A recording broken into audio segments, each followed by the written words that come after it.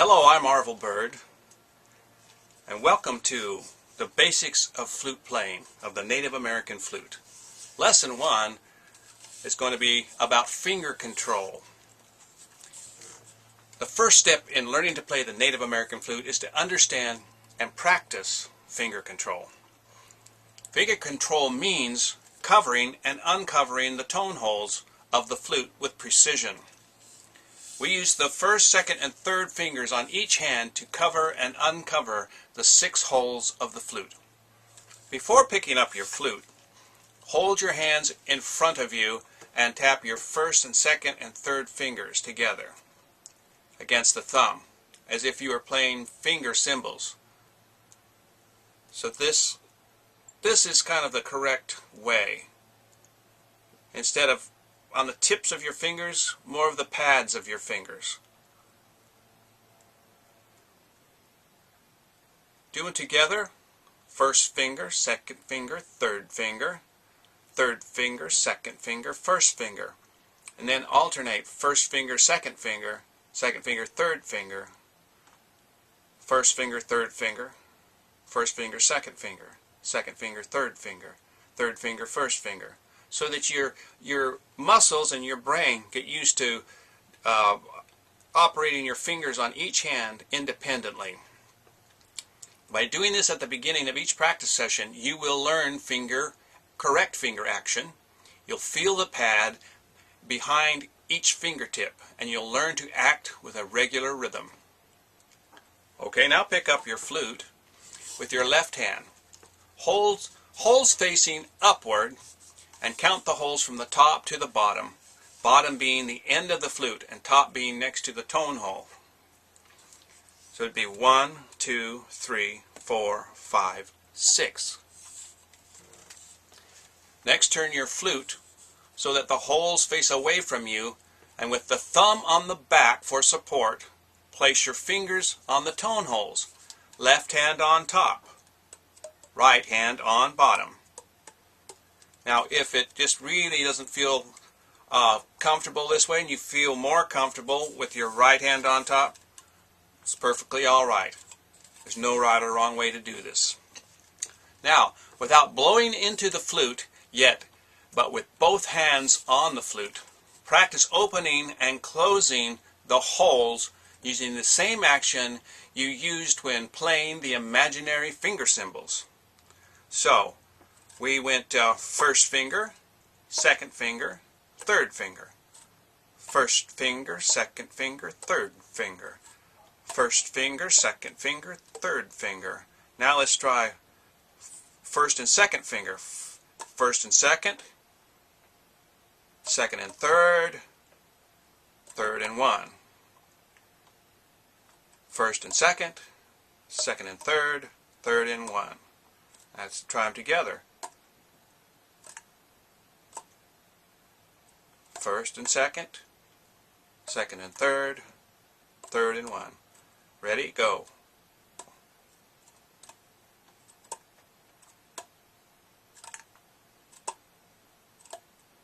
So, but back to the first, second, and third. Practicing by keeping your fingers down this time. So we'll go first, second, third. Now we're going to take them off in the opposite direction. Third, second, 1. And back down. 1, second, third. Back up. Third, second, 1. Again. 1, second, third. Third, second, 1. Now let's go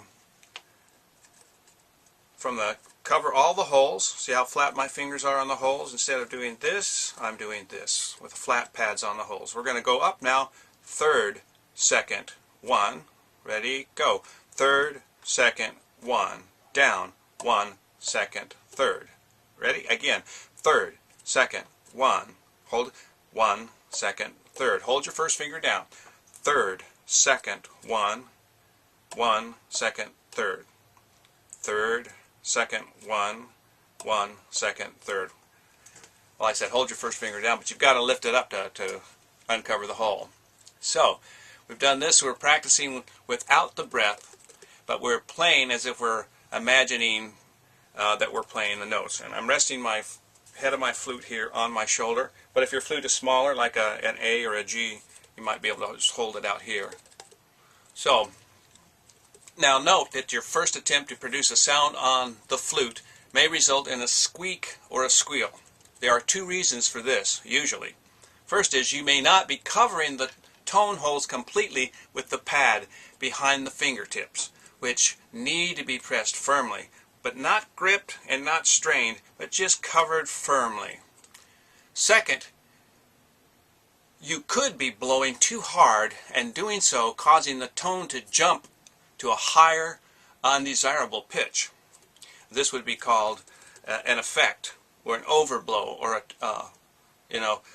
but you'll learn to do that with control later so you can get the effect. Remember that the Native American flute is a peaceful instrument. It simply requires a smooth, gentle, steady stream of air to produce its magic. Before I leave you today, let's cover all the holes on your flute. Put the flute to your lips by resting the bottom of the mouthpiece on your bottom lip and covering the hole with your upper mouth. It'd be like this. Once you've done that, we'll take a deep breath and we'll play the lowest note on your flute. This will be called the bass note of your flute, the key of your flute, and let's do it together. Ready? In breath, blow.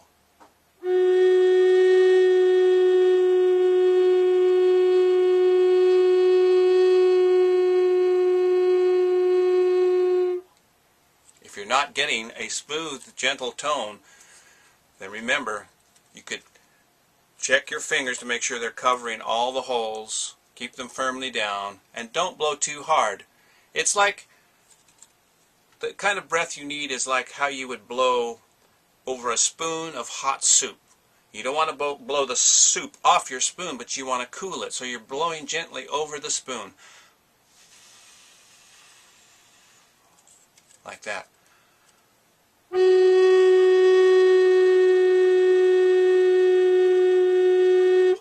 Thank you very much. This completes Lesson 1 of Finger Control. Next time, Lesson 2, I'll be talking about breath control. See you then. I'm Arvel Bird.